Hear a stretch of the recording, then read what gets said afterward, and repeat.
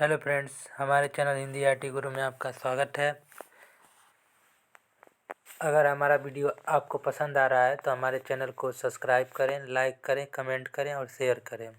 जैसा कि हम लोग पिछले वीडियो में भाग 16 यानी कुछ वर्गों के लिए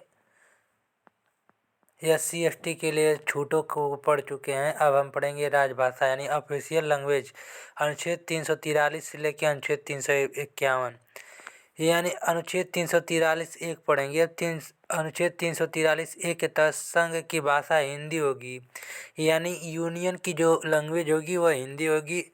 इसकी लिपि देवनागरी होगी और जिसकी लिपि होगी देवनागरी होगी।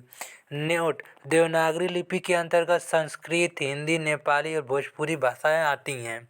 अनुच्छेद 344 भारत का राष्ट्रपति राजभाषा आयोग का गठन करेगा, यानी इंडिया का प्रेसिडेंट ऑफिशियल लैंग्वेज आयोग का गठन करेगा। पहला राजभाषा आयोग 1955 में गठित किया गया, जिसके अध्यक्ष BG खेर थे। यह एक संवैधानिक संस्था है।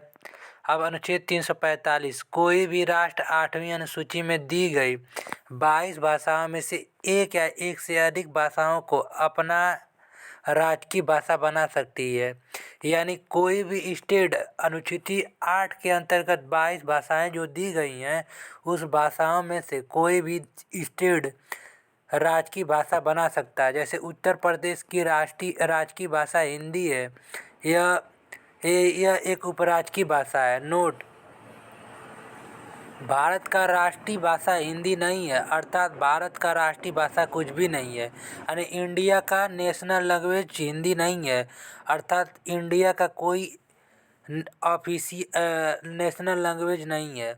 14 सितंबर सन 1949 को संविधान सभा के द्वारा हिंदी को राजभाषा के रूप में स्वीकार किया गया, यानी 14 सितंबर 1949 को कॉन्स्टिट्यूशन असेंबली के द्वारा हिंदी को राजभाषा के रूप में स्वीकार किया गया।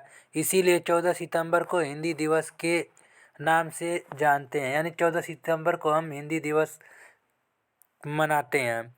10 जनवरी को विश्व हिंदी दिवस के रूप में मनाया जाता है, नहीं यानी 10 जनवरी को वर्ल्ड हिंदी डे के रूप में मनाया जाता है। 9 नवंबर को उर्दू दिवस के रूप में मनाया जाता है, यानी 9 नवंबर को उर्दू दिवस के रूप में मनाया जाता है। यूपी में हिंदी को 1947 में राजकीय भाषा तथा उर्दू को 1989 को उपराज्य की भाषा के रूप में स्वीकार किया गया, यानी उत्तर प्रदेश में हिंदी को 1947 में राजकीय भाषा और उर्दू को 1989 में उपराज्य की भाषा के रूप में स्वीकार किया गया। भाषा उर्दू 1889 में से स्वीकार किया गया। उत्तराखंड एकमात्र राज्य है जिसका उपराज्य की भाषा संस्कृत है, यानी उत्तराखंड एक ऐसा मात्र राज्य है जिसका उपराज्य की भाषा संस्कृत है।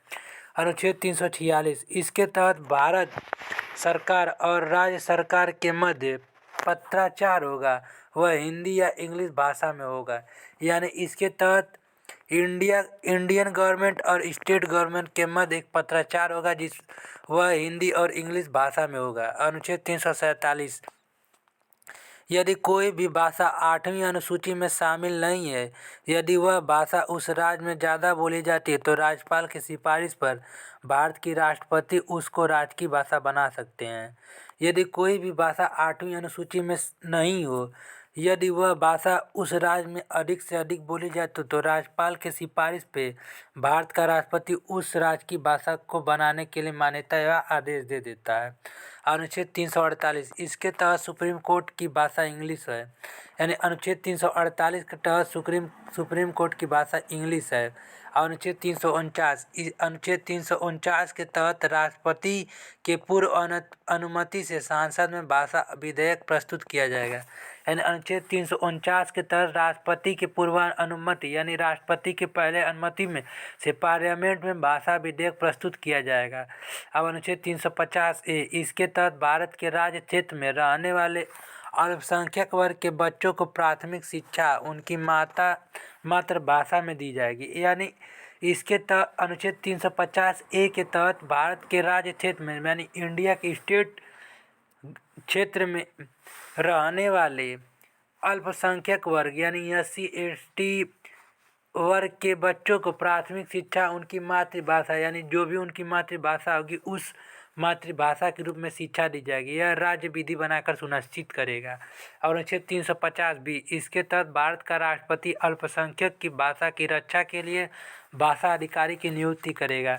यानी इसके तहत अनुच्छेद 350 बी के तहत इस भारत का राष्ट्रपति अल्पसंख्यक की भाषा की रक्षा के लिए भाषा अधिकारी की नियुक्त करेगा। अब अनुच्छेद 351 के तहत राज्य हिंदी भाषा को प्रोत्साहित करेगा, अर्थात राज्य हिंदी भाषा का विकास करेगा, राज्य विधि बनाकर सुनिश्चित करेगा। यानी इसके तहत राज्य हिंदी भाषा को प्रोत्साहित आगे बढ़ाएगा और राज्य हिंदी भाषा का विकास करेगा, अधिक से अधिक हिंदी भाषा का विकास करेगा। यह राज्य विधि बनाकर सुनिश्चित करेगा। नोट, अनुच्छेद 120 में संसद की भाषा हिंदी इंग्लिश होगी। यानी अनुच्छेद 120 में पार्लियामेंट की भाषा इंग्लिश और हिंदी दोनों होगी। अब अनुच्छेद 210 में विधानमंडल की भाषा हिंदी एवं इंग्लिश होगी। यानी अनुच्छेद 210 में हिंदी इंग्लिश दोनों होगी। अब नेक्स्ट वीडियो में हम अगले पार्ट को, तब तक के लिए थैंक यू।